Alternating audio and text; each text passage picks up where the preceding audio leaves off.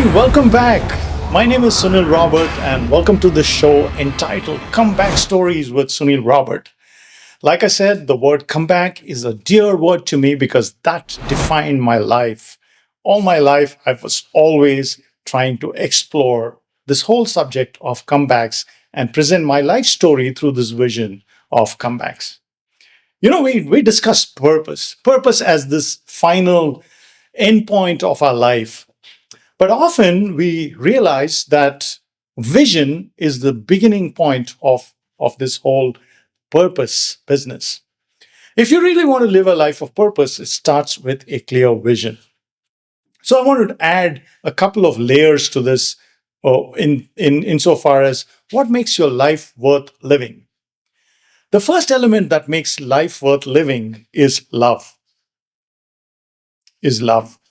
This is often a cliched word. I mean, kids use it almost nonchalantly, saying, "Oh, I love tacos," or "I love this food. I love this." The word love is almost trivialized, but if you really study the root word of love, the word love in its highest form is called agape love, meaning if you love something or someone, you're willing to sacrifice something for that or person. For example, if I am a true devoted friend, as shown in movies, as shown in how if people are serving in the military, they are a band of brothers. They use the word loyalty above all, and they're willing to lay down their life for this person. And in battle, they don't leave behind anyone. They are willing to brave and embrace the fusillade of bullets to go back and reclaim their brothers. In that sense, the word sacrifice comes to the fore. When you love someone with an agape love, you're willing to sacrifice for that person. And the same thing is true about your life. If you life, if you love your life's purpose and you believe that you're on planet Earth for a reason, then you're willing to sacrifice everything else in pursuit of that person. And I talked about how distraction precedes destruction. So if you're pursuing your purpose, then you are willing to sacrifice some things around you. And it happened in my life too. I'll share a couple of stories on how this larger purpose allowed me to overcome short term failures. Back in the day, I had fallen in love with this beautiful young woman. And in order for me to pursue her seriously, she said, "My parents have to give their blessing before I say yes to you. And the only way I'll be able to convince my parents about you is you have a master's degree or you are as educated as I am." At this time, this young lady had already was pursuing a master's degree. And so in our culture, if a young lady is pursuing master's and I only am not even a graduate, an undergraduate, then it would be seen as a education gap and it would pose a lot of cultural issues. So my friend, at that time, this friend said, "I don't think I can get serious with you and convince my parents if you don't get a degree, a master's degree." And my agape love compelled me. And for me to get to a master's degree, I had to first do a 3 years bachelor's degree. And a master's degree would take 2 years. So for 5 years, this girl would keep me in a suspended state of animation. But love demands a sacrifice. Purpose fuels determination. You go after what you want because you are fueled by that larger than life goal that you're saying, "Hey, I want to pursue this person with all my heart." So for 5 years, I stayed on that larger than life purpose. Do you know when I was in sales during the bachelor's degree exam, I needed a period of 21 days to write the bachelor's exams. And my boss at work said, "Are you kidding me? You're in sales. If you don't go on the field for 21 days, will you be able to meet your monthly quota?" They said, "Either you resign and find another job if you're so keen to get a bachelor's degree, or forget the bachelor's degree. And I was not going to forget the bachelor's degree. So I talked about how persistence and creativity and you never say die attitude will get you solutions. So I convinced the leaders in that organization and said, hey, why don't you move me from Western region in my sales target to Southern region, which also happens to be my home city, and I will work those 21 days while I'm based in Hyderabad, in the city of my residence, and I'll continue to pursue my exams, and I'll try to come back after the exam and stay. So to give you a perspective, the exam was between 2 to 5 in the afternoon. Each morning, even on the day of the exam, on a blistering summer day in May where the temperatures were in the 90s, I would go on my bike on sales calls, 8 a.m. onwards. Go on sales calls till about 1 o'clock, around 1:30, grab a bite, get to the examination center, write the exam at 5, and come back to the office and write the field reports for the day. For 21 days, I just put my head in the water and just went through the pursuit of that bachelor's degree. Same thing happened. I finished my bachelor's, then went and wrote a very competitive exam. 18,000 students wrote the exam for about 500 seats. My rank was 453. I was able to get into the MBA program. 2 years again, while working full time, I tried to make attendance at college and catch a lecture here, a lecture there. The professors told me, you're wasting somebody else's seat. If you're not interested in coming to college, you have to quit your job and come to college because it's a full-time program. It's not a online program. It's not a residential program. It's not a part-time college. It's full-time. You got to come. But I said, no, I can't. If I quit jobs, there are 5 others in my house who'll go hungry. I need to provide for my family. Either they were moved by my sob story or they saw that I was very dedicated in pursuing this. And I explained to them that I need to get this master's degree because I have better prospects at work because I already have a career in sales, and so I could do well with a master's degree. So when I was able to create solutions out of nowhere, things started happening. The professors who abused me in the first semester saw that I had a love for the subjects. Out of the 6 subjects that we took that year, semester, I was able to top in 2 of them. And so they thought, okay, this guy is not an idiot after all. Let's give him some more rope. And so I was able to finish the MBA program reasonably well and then just impress the girl that I was able to pursue subsequently. But there's another element to it. After the MBA, I got the hang of academics. I started loving this whole notion of studying, and this bachelor's degree opened more opportunities. So I went and enrolled in another master's degree, this time in journalism and communications. Why? Because I told you, communications was in my blood right from the day I was born. I was born for communications, as it were. So I went and wrote the competitive exam. About 4 or 5,000 students write that exam. I came first in the entrance exam. I got admission right away. Now, the problem was this course was a 10 to 4, 10 to 5 kind of a course, which means, again, there was a conflict with my education and employment. I can't quit because my family is dependent on my work, but I also wanted to pursue education in journalism and communication. Again, my communication skills came to my rescue. I went to the head of the department. Now that man is retired. His name is Professor PLV. I still am so grateful to that man. I went to him and I told him the same story. And I said, look, I got a bachelor's degree while working. I got an MBA while working, and MBA seemed to be more demanding than any other course. Please let me come and be part of the university. And he said, I'll give you a chance. And I was just grateful. Do you know, by the time I finished the program in 2 years, out of the 5 gold medals, I won 4 for academic excellence. People even today joke, my classmates, they're on these WhatsApp groups, they keep joking me. They say, we only saw Sunil 2 times in the entire 2 years. The day he came to register in the college and the day he came to receive his gold medals. We never saw him in between. The point is, you will always find a way and you will never let growth inhibit you when you love something. It's not just those 3 degrees that I got, but the person that I became, that that you could throw at me any challenge. I'll be beaten, I'll be bruised, I'll probably lie down for some time, but I'll never quit. I'll never give up. I will fight. I will give it all.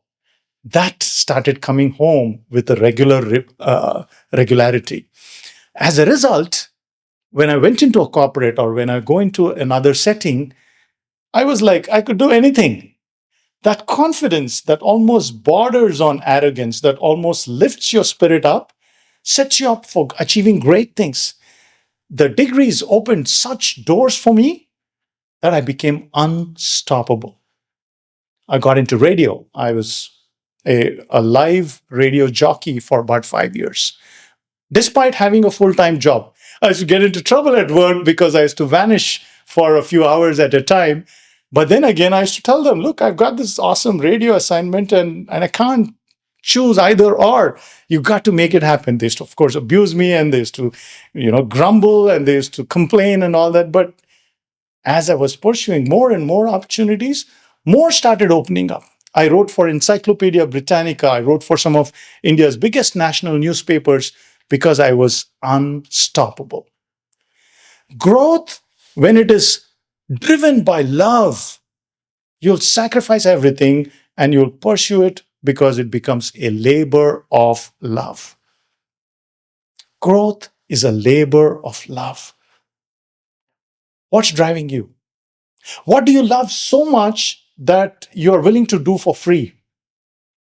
There were so many organizations, voluntary organizations, missionary organizations, faith groups that I helped for free. They would come to my house and say, hey, we need a website. I would sit with them. I would write pages for them. I would help them put on their website because many of them did not have the resources. There were people who would come to me and said, hey, we need an article. Can you help? We are publishing something. And I used to edit souvenirs for friends and faith groups and so on. Why? Because that skill that I had was combined with a labor, and love compelled me to do it, even though I did not have any tangible benefit. The number of students that came to me as they were writing their statements of purposes to come to United States colleges, I can count the number of people I have helped. I've never been to the US. I've never applied for an admission in the United States, but somehow over a period of time, I acquired the skill of writing, and many people would come to me and say, hey, can you help me with these essays? Can you help me write a statement of purpose? So the point is, labor of love is your fuel for growth. You will never grow if you don't love something so strongly that you're willing to pay a price. There's a little story told about a man walking with a violin towards Carnegie Hall. And a woman and a child, obviously going in the same direction, stopped the violinist and asked him, sir, how do you get to Carnegie Hall? And then she followed it up saying, how long will it take to get to Carnegie Hall? The violinist, the maestro, looked at her and said, ma'am, it takes a lifetime to get there. It takes a lifetime to perform on this grand stage called Carnegie Hall. And it will take you a lifetime to perform on whatever grand stage that you are being designed for. The point is, are you moved by a labor of love? Let me transition to another element, which is the finale, the final element of your purpose. I'm very fond of reading obituaries. I'm very fond of finding how In a few short sentences, an entire lifetime of a person can be condensed. But let me tell you a fun story about legacy. In a old village, there were two thieves, two burglars. They were so wicked that the whole town hated them. But one of those unfortunate incidents, one of the brothers died. And the brother goes to the priest of that church in the village and he says, "You know, my brother died and you'll have to bury him this weekend, but I want to ask you for a favor and I will give you a handsome reward." And the priest says, "What is the favor and what is the reward that you're trying to bribe me with?" The burglar who's surviving says, "You know, everybody in the town hate us, but during your homily, can you refer to my brother as a saint?" The priest was a little perplexed. How am I going to refer to a wicked man, an evil man, as a saint? But because the pressure was so much from the older brother who was grieving, somehow the priest says, "Okay, I'm going to do it." And so he stands up in front of the casket and the brother and a handful of people who came to bury him, says, "Dear church, the person who's lying in front of us is a rogue. He's an evil man. He's a thief. He's a vandalizer. He is hated by everyone. But compared to his brother, he is a saint." So the priest was able to get in what was the legacy of his brother, even there in a good light, in comparison to the one who was still alive. It might be a funny story, but I want you to start thinking about how people look at someone who's dead or passed away and talk to them in almost whispering tones. They talk about the person who's passed on in almost as holy tones. Why is it like that? Even if that person has not accomplished anything great or he's not significantly impacted you, there is some respect that you accord to that person because that person is no longer with us. The word legacy is linked to this love that I talked about. You can never build a true legacy if without having it a current view on a day-to-day basis. I talk about this labor of love, waking you up with intentionality and setting your priorities and going after it. But do you know that you are building your legacy as we speak, right now, here and now?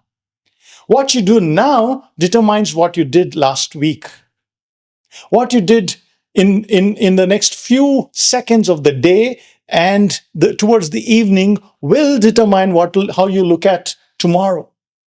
And so if you don't have a cogent view of your day, you will never have a true understanding of what your legacy ought to be. Some people think, oh, I can fix my legacy once I'm old, once I'm kind of retired. Corporate America is full of dads who always think, oh, I'm going to spend my time with the children once I build this net worth, once I have this fancy house, once I have this fancy car, once I have this fancy promotion, once I go on these vacations. No, sir. Your legacy is being built right now, whether you acknowledge it or not. My legacy as a father is being built every single day, not when I am retired. My legacy as a spouse, my legacy as a community leader, my legacy as somebody who's a neighbor to someone is built every single time I wave to my neighbors or I go and reach out to them if they have any need. You know, just a few days ago, we had a flooding in our area. And our entire WhatsApp group was abuzz with some homes flooded and some homes who were slightly on a higher ground, not so much damage. But what was remarkable was that we all came together. Some of these folks we only know by name. And so we ask, what's the address of this person? And we go, and in some homes, we had to vacuum it. In some homes, we had to pull cars out of the driveway. In some families were stuck because there was power outage. So we kind of helped them out. What you do as a neighbor determines your legacy. If you're stuck in a wrong job, you are building a legacy of frustration there. But if you're stuck in a job where you say, you got to not pay me to do this, even then I'll do it, that's your legacy of positivity. So a labor of love culminates in legacy. Do you see how a purpose drives you, a labor of love fuels you, and then it culminates in a strong legacy? Young persons, you don't know how many years you have ahead of you. I don't mean to be morbid. I don't mean to be dark. I don't mean to be deep, but your legacy is being built now. What do people say about you when you leave the room? Integrity is what people say about you when you're not in there. I'd like to believe that I left a strong legacy in every corporation I worked for. I like to believe that every time I encountered somebody, I left them in a slightly better place than when they met me. I will never deflate anyone. I will try to lift people to a higher ground. That's my intent. That's my legacy. I'm willing to pay a sacrificial price in pursuing my legacy. Labor of love demands sacrifice, and sacrifices made every single day add up to your legacy. How are you as a son? How are you as a daughter? Are you this entitled, ungrateful, always receiving and just complaining kind of a person? Or are you saying, compared to some kids in inner cities, my parents are doing their best to provide for me? Or are you always looking at others and saying, oh man, that guy had it good, I don't, and missing out on all the things that you already possess? One trap that will keep you from building your legacy is a legacy of the trap of comparison. Comparison, they say, is the thief of joy. Have you ever thought great about yourself till somebody came along and they had a shinier, better car or a better career, bigger accomplishments than you, and then suddenly you feel deflated? It happens to me all the time whenever I'm talking about marathon running. Here I am feeling snug or showing off this metallic brace that has all the medals of mine. And then somebody walks into the party and says, I do Ironman. Suddenly, my sense of accomplishment is diminished because here's this guy who did Ironman. Ironman, in my view, is like truly Ironman. It's like those guys are made of a different metal. But the point is, I quickly call myself and say, hey, you're comparing? Stop. I am made in the image of God with a defined purpose, and I'm pursuing my purpose. I'm in my swim lane. They are inspiring too, but I will never be distracted by their accomplishments. So my legacy can never be tarnished because I got into a sense of comparison with others. We runners always exchange what is known as personal records. What's your PR?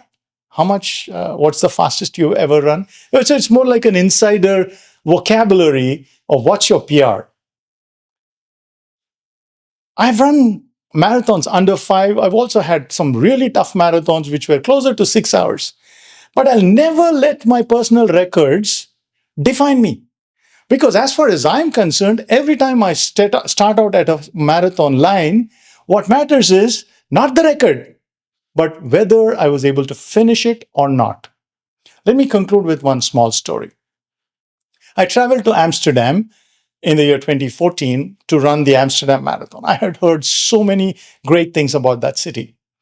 I traveled earlier, but I heard that that was a flat course from a running standpoint, and I was so excited about running that race. Along with me, another colleague joined, and the three of us landed up in Amsterdam, and it was all great. The expo was great. We went, we were eating out, we were checking out the places. It was so much fun. The moment the race started, two of my colleagues, who are obviously faster runners than me, ran past me at mile 5 and said, "Bye bye, see you at the finish line." And then something kicked in me and said, "How dare they overtake me and run ahead of me?" I did my best to catch up with them in the next entire 1 mile. For about 10 or 11 minutes, I tried to be on pace with them. Mile 6, I pulled a hamstring. Mile 6. I was in writhing in pain. I could not lift my leg. I had to pull to the side and wait for the pain to cease. And I was just watching all these runners go by, high speed runners. And I thought to myself, why did I just fall into this competitive trap of comparison? And instead of running at my pace and enjoying myself, I tried to go after and keep up with someone who's 10, 15 years younger than I was. But no amount of cursing would help because I was in unbearable agony. I pulled out my full sleeve t shirt and I tied it around my right thigh. And I started gently limping. Every step I took, I was limping and it was in pain. And people started throwing pitiful looks at me. They started asking myself, why is this guy putting himself through this? You could just quit, take a cab and go. I started. But there was this side of me that said, I am not giving in to this legacy of quitting. Even if there are 20 more miles to go, I will still go one step at a time. Then it was no longer about time. It was no longer about meeting or catching up with my friends. I started to take one step at a time. I used to run about, at that time, I used to run about 10 minutes a mile or 10 and a half minutes a mile. Now I was taking 15, 16, 17 minutes to walk a mile. I was walking very slow. But as I was reducing the miles, some energy started coming back. It's as if the body gained enough strength and it started. So from slow limping, I started slow jogging. And with a lot of agony, a lot of pain, and a lot of torture, I finished the race. But the trap that I fell into, comparison, is the easiest trap that I could have avoided and could have had a wonderful Amsterdam race, which instead ended up in this nightmare.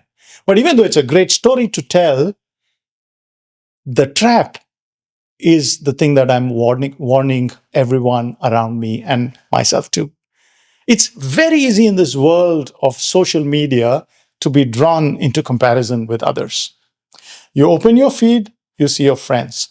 You open your Facebook feed, you see your family, extended family.